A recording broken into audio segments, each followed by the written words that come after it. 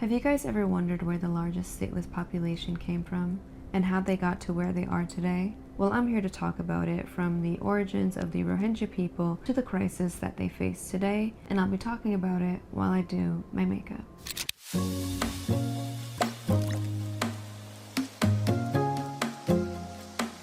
So the story begins in the 8th and 9th century when Muslim traders from the Arab world began to settle in what was known as the Arakan region, which is modern-day Myanmar. These early interactions marked the beginning of Islam's presence in the region, and it was around the 15th century when the story of the Rohingya people begins. Now, Muslim settlements began to form with Sufi influences, and they had their own language, which is kind of like Bengali. Now, fast forward to 1824 to 1826, the British annexed Arakan, and under British rule, they encouraged people from Bengal to move to Arakan to help out with the labor demands, specifically in agriculture. And this migration became a source of tension for the communities there. And then things really began to change. In 1937, Myanmar, which was also known as Burma, became separate from British India and became a strict crown colony. And they began to isolate the Rohingya people from the broader Bengal people. Now, during World War II, communal violence between Buddhists and Muslims began to erupt, and thousands of Rohingya people were killed, and many fled to modern-day Bangladesh. Now, by January of 1948, Burma gained its independence from the British, and under this new rule, the new Union Citizenship Act was passed.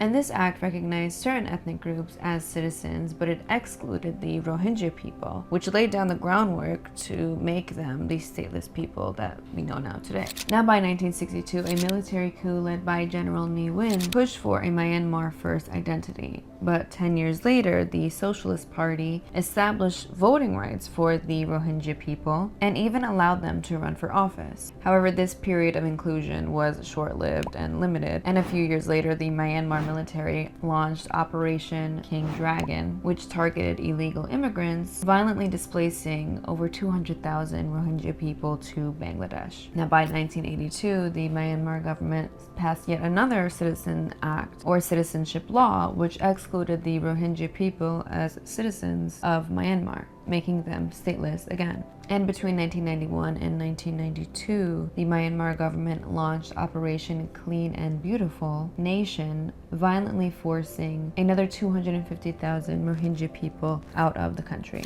Now, fast forward to 2012, there were violent clashes between the Arakan Buddhists, sorry if I'm pronouncing that incorrectly, and the Rohingya Muslims, displacing tens of thousands of the Rohingya people, leading to the establishment of internally displaced camps. Then in 2016 and 2017, the military began to crack down on Rohingya people even more after attacks from a group called the Arakan Rohingya Salvation Army. Then in August of 2017, over 700,000 Rohingya people fled to Bangladesh in an event that the UN describes as a textbook example of ethnic cleansing. Now, what is the biggest issue that Rohingya people face being stateless? Well, they are unable to receive an education or move around freely, as they are not citizens of any country. And in some countries like Malaysia, they're considered as criminals and they aren't allowed basic services. And in India, there are over 20,000 refugees who could be deported at any time. And in Bangladesh, there are over 960,000 people living in refugee camps from the Rohingya population. Now, this crisis has long-term effects, and it seems to be like a crisis that will never end. But several organizations are working to help remedy a lot of the issues that the Rohingya people face. Some organizations include the UN Security Council or NGOs like the Red Cross, and even some countries in South Asia are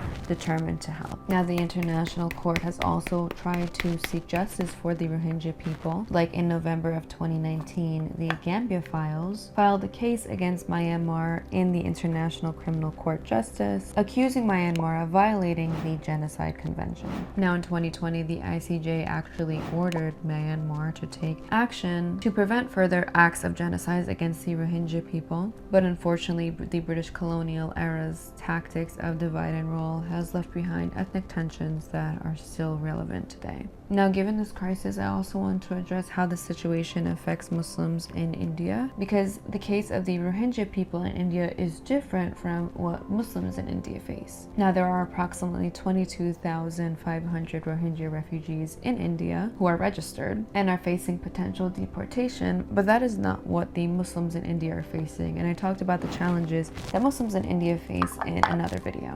The challenges and discrimination that the Rohingya people face are specific to their stateless status, which is different from the rights and concerns of the Muslims in India who are citizens of the country. And as of today, the Rohingya crisis still remains unresolved, though there are international organizations like the UNHCR who continue to call for justice and sustainable solutions. Now that was a lot to unpack, but that's all I'm going to say for the sake of this video. And let me know in the comments what you think the solution to this crisis should be. Also, let me know what else you want me to talk about. Thank you guys so much for watching. Don't forget to like, comment, and subscribe if you enjoyed this video. And as always, all sources in the comments.